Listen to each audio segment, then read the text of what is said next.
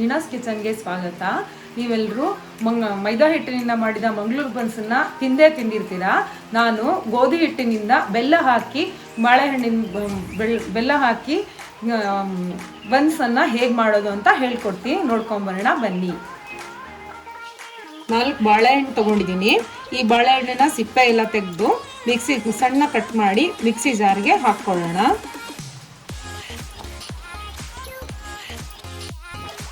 Mixie ಜಾರ್ಗೆ ಅರ್ಧ spoon ಪುಡಿ ಉಪ್ಪು, 1 ಚಿಟಿಕೆ ಸೋಡಾ, ಇದು ಬೇಕಿದ್ರೆ ಹಾಕೋಬೋದು, ಇಲ್ಲಾಂದರೆ ಹಿಟ್ಟು ಬೆಳಿಗ್ಗೆನೆ ಕಲಿಸ್ಕೊಂಡ್ರೆ ನಾವು ತುಂಬ ಒಂದು 7-8 ಗಂಟೆ ಹಿಟ್ಟು ನೆನೆಸ್ಕೊಂಡ್ರೆ ಈ ಸೋಡಾ ಪುಡಿ ಹಾಕೋದು ಬೇಡ. ಮತ್ತು ಒಂದು 2-3 ಸ್ಪೂನು ಮೊಸರು, ದಪ್ಪ ಮೊಸರು ಹಾಕ್ತಾಯಿದ್ದೀನಿ ಇದಕ್ಕೆ. ಮತ್ತು ಜೋನಿ ಬೆಲ್ಲ ಹಾಕ್ತಾಯಿದ್ದೀನಿ. ಜೋನಿ ಬೆಲ್ಲ 1-2 ಸ್ಪೂನ್ ಹಾಕ್ತೀನಿ. ಇದೆಲ್ಲನೂ ಮಿಕ್ಸಿ ಮಾಡ್ಕೊಂಡು ಬರೋಣ.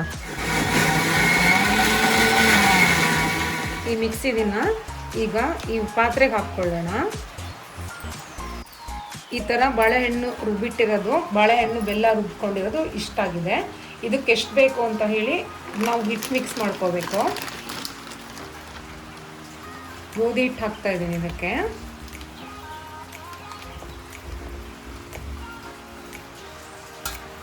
ಇದು ಚಪಾತಿ ಹದಕ್ಕೆ ಬರಬೇಕು. ಹಿಟ್ಟು ಸ್ಮೂತಾಗಿ ಕಲಿಸ್ಕೊಂಡಿರ್ಬೇಕು. ಇದಕ್ಕೆ 2 ಸ್ಪೂನ್ ಎಣ್ಣೆ ಹಾಕೋಣ. ಎಣ್ಣೆ ಹಾಕಿ ಇನ್ನೊಂದ್ಸಲ ನೀಟಾಗಿ ಕಲಸಿ ಎತ್ತಿಟ್ಕೊಂಡು ಒಂದು 6 ಗಂಟೆ ಟೈಮ್ ಇದನ್ನು ನೆನೆಯಕ್ಕೆ ಇಡಬೇಕು.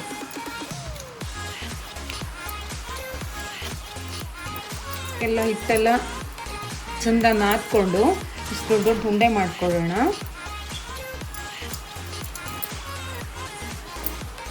ಬಾಣಲಿಗೆ ಎಣ್ಣೆ ಹಾಕ್ಕೊಳ್ಳೋಣ. ಈ ಎಣ್ಣೆ ಕಾದ ನಂತರ ಬನ್ಸ್ ಮಾಡೋಣ.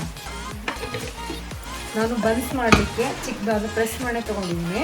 ಈ ಪ್ರೆಸ್ ಮಣೆಗೆ ಪ್ಲಾಸ್ಟಿಕ್ ಕವರ್ ತೊಗೊಂಡು ಇದಕ್ಕೆ ಸ್ವಲ್ಪ ಎಣ್ಣೆ ಹಚ್ಕೊಳ್ಳೋಣ. ಸ್ವಲ್ಪ ಎಣ್ಣೆ ಹಚ್ಕೋಬೇಕು. ಆಮೇಲೆ ಈ ಉಂಡೆ ಮಧ್ಯದಲ್ಲಿ ಇಟ್ಕೊಂಡು ಸ್ವಲ್ಪ ಪ್ರೆಸ್ ಮಾಡಬೇಕು.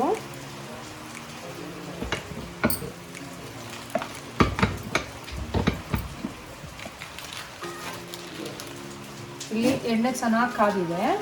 ಇದಕ್ಕೆ ಈ ಒತ್ತಿದಂಥ ಬನ್ಸನ್ನು ಹಾಕೋಣ.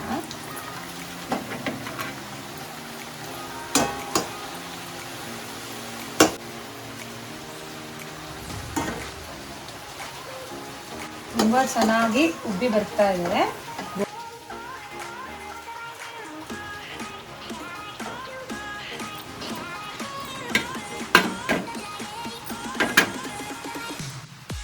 ನಾನು ಬನ್ಸ್ ಜೊತೆ ಕಾಯಿ ಚಟ್ನಿ ಮಾಡಿದ್ದೀನಿ. ನೀವು ಬೇರೆ ಯಾವ್ದು ಬೇಕಾದ್ರೂ ಚಟ್ನಿ ಜೊತೆ ತಿನ್ಬೋದು. ರುಚಿ ರುಚಿಯಾದಂಥ ಗೋಧಿ ಹಿಟ್ಟಿನಿಂದ ಮಾಡಿದ ಮಂಗಳೂರು ಬನ್ಸ್ ಸವಿಯಲು ಸಿದ್ಧ.